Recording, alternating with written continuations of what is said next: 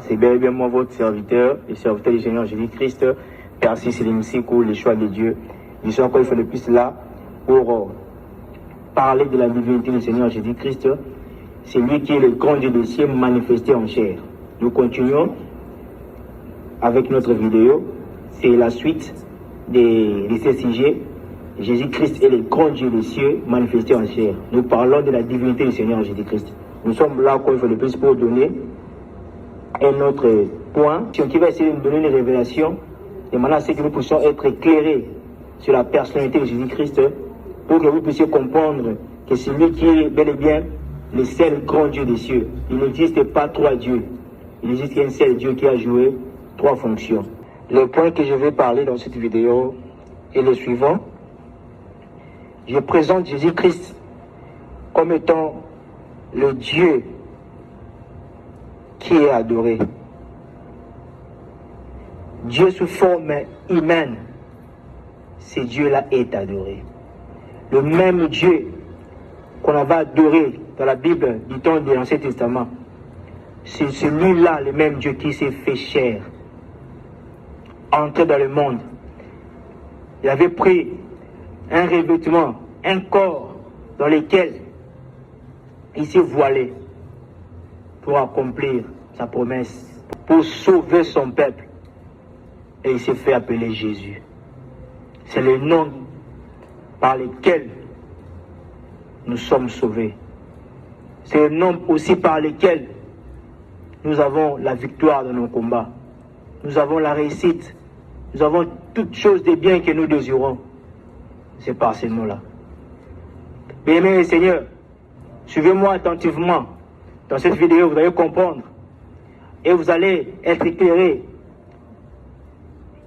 sur la personnalité de Jésus-Christ. Adorez Jésus-Christ. Prosternez-vous devant son nom. Pendant que vous priez, pendant que vous parlez à votre Dieu, c'est lui qui est Jésus, c'est lui le Dieu par qui nous adressons nos prières. Si vous êtes convaincu de vous mettre à genoux, mettez-vous à genoux pour adorer votre Seigneur. Mettez-vous à genoux pour adorer notre Seigneur, qui est aussi le mien. Il est aussi mon Seigneur. Adorons notre Seigneur avec joie. Parce que c'est lui qui est le même Dieu qui a été adoré dans l'Ancien Testament. Et de nos jours, du temps de l'Église, nous devons adorer le Seigneur. C'est lui qui est le chef de l'Église. C'est lui qui est notre époux. C'est lui qui est notre sauveur. C'est lui qui est le grand Dieu des cieux. Essayez de lire avec moi, bien-aimés, Seigneur, dans le livre d'Ésaïe, chapitre 7, à partir du verset 10 jusqu'au verset 15. La Bible dit ceci. L'Éternel parla de nouveau à Achaz et lui dit, demande en ta faveur un signe à l'Éternel, ton Dieu. Demande-le, soit dans les lieux bas, soit dans les lieux élevés. Achaz répondit, je ne demanderai rien, je ne tenterai pas l'Éternel. Ésaïe dit alors, écoute donc, maison de David, est-ce trop peu pour vous de laisser la patience des hommes, que vous laissez encore celle de mon Dieu? C'est pourquoi le Seigneur lui-même vous donnera un signe. Voici, la jeune fille deviendra enceinte. Elle enfantera un fils et elle lui donnera le nom d'Emmanuel. Il mangera de la crème et du miel jusqu'à ce qu'il sache rejeter le mal et choisir le bien. Mais est-ce que vous avez suivi cette lecture? Ici, la Bible nous présente un enfant qui va naître à travers d'une jeune fille. Cette jeune fille-là va devenir enceinte. Est-ce que cette prophétie dont Isaïe parle dans ces passages que nous venons de lire, et aussi dans ces passages on nous présente le nom de l'enfant qui va naître sera Emmanuel. Cet enfant-là sera appelé Emmanuel. Cette prophétie, bien aimé Seigneur, c'est bel et bien accompli. Le Seigneur nous a aidés à voir la lumière sur ces choses. Lisez avec moi l'accomplissement de cette prophétie dans le livre de Matthieu, chapitre 1er, à partir du verset 18 jusqu'au verset 24, qui dit la Bible. Voici de quelle manière arriva la naissance de Jésus-Christ. Marie, sa mère, ayant été fiancée à Joseph, se trouvant enceinte par la vertu du Saint-Esprit, avant qu'ils eussent habité ensemble. Joseph, son époux, qui était un homme de bien et qui ne voulait pas la diffamer, se proposa de rompre secrètement avec elle. Comme il lui pensait, voici un ange du Seigneur lui apparut en songe et dit, Joseph, fils de David, ne crains pas de prendre avec toi Marie, ta femme, car l'enfant qu'elle a conçu vient du Saint-Esprit. Vient du Saint-Esprit. Vous imaginez cela? Elle enfantera un fils et tu lui donneras le nom de Jésus. C'est lui qui sauvera son peuple de ses péchés. Dieu sauveur, c'est Jésus-Christ, le grand Dieu des cieux. Tout cela arriva dans le verset 22 afin que s'accomplisse ce que le Seigneur avait annoncé par les prophètes. Voici, la Vierge sera enceinte. Ici, on nous donne encore une autre précision. Or, dans le livre d'Ésaïe, on parlait d'une jeune fille. Mais ici, on ajoute encore une autre précision.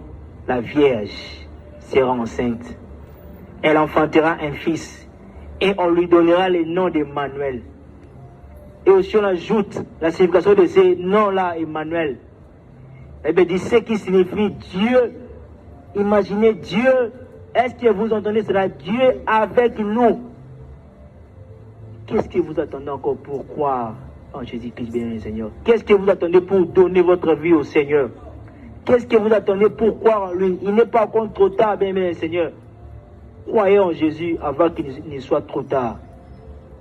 Le verset 24, la Bible dit, Joseph s'étant réveillé, fit ce que l'ange du Seigneur lui avait ordonné. Et il prit sa femme avec lui. Mais il ne la connut point jusqu'à ce qu'elle y ait enfanté un fils auquel il a donné le nom de Jésus, le Dieu sauveur, le Dieu avec nous, Emmanuel. Vous imaginez cela? De cette prophétie, c'est accompli. Aimez le Seigneur, croyez au Seigneur Jésus-Christ, donnez-lui votre vie, comme moi aussi je l'avais fait. Je vis avec Christ. Le Christ vit en moi. Je partage des moments d'intimité avec le Seigneur. Je t'invite aussi à croire au Seigneur. Je t'invite à lui donner ta vie, bien-aimé Seigneur, avant qu'il ne soit trop tard. Crois au Seigneur Jésus-Christ pour le salut de ton âme. Donne-lui ta vie. Donne-lui ta vie. Il n'y a que lui seul qui peut te sauver. Il n'y a que lui seul qui va juger le monde. Et en croyant en Jésus-Christ, tu ne seras pas jugé. Tu passeras de la mort à la vie. Parce que c'est lui qui détient tout entre ses mains. Et vous avez compris que c'est le Seigneur Jésus-Christ qui est le grand Dieu des cieux, descendu sur la terre pour nous sauver. Et aujourd'hui, il vit dans les siècles des siècles. Il s'appelle Jésus. Il vit pour l'éternité. Il est le même hier, aujourd'hui, éternellement. Donc, il est digne d'être adoré, bien Seigneur. Voilà pour laquelle, si vous essayez de lire à la maison quelques passages que je vous présente maintenant, ces passages-là démontrent que Jésus-Christ a été adoré par les mages. Les mages étaient venus adorer le Seigneur lors de sa naissance à Bethléem. Ils étaient venus pour adorer le Seigneur.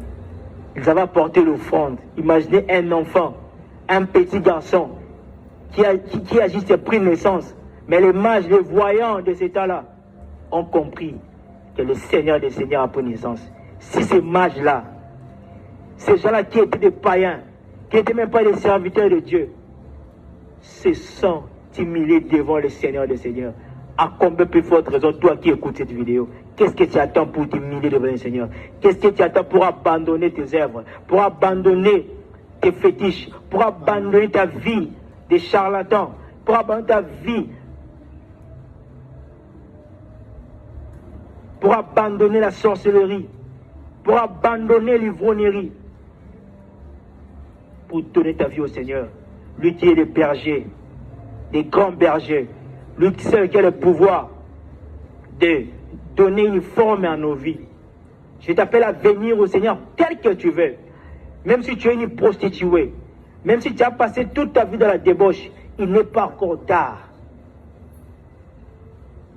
Il n'est pas encore tard, bien-aimé Seigneur. Même si tu es koulouna, même si tu es bandit, même si tu es un criminel, même si tu as fait des avortements, même si tu as passé toute ta vie dans les désordres, bien-aimé Seigneur, je t'appelle à croire au Seigneur, je t'appelle à la repentance, je t'appelle à croire au Seigneur.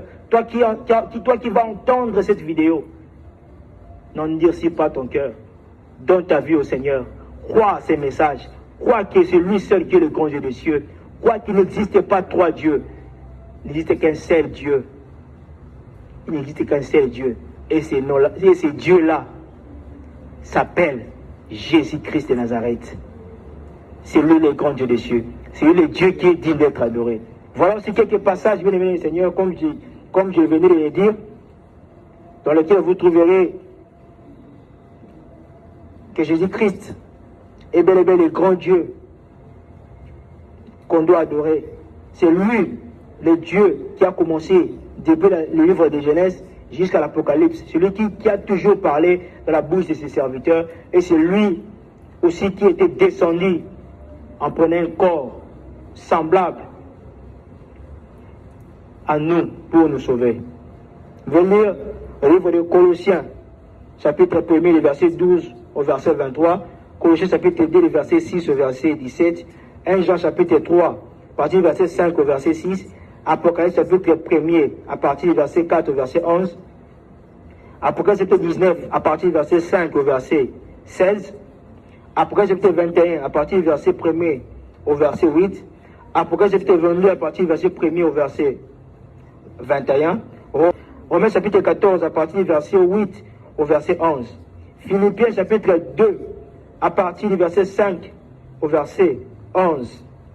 Matthieu chapitre 2, à partir du verset 1er au verset 2. Ésaïe chapitre 33, verset 22. Jean chapitre 1, verset 49. Psaume chapitre 68, verset 5 au verset 6.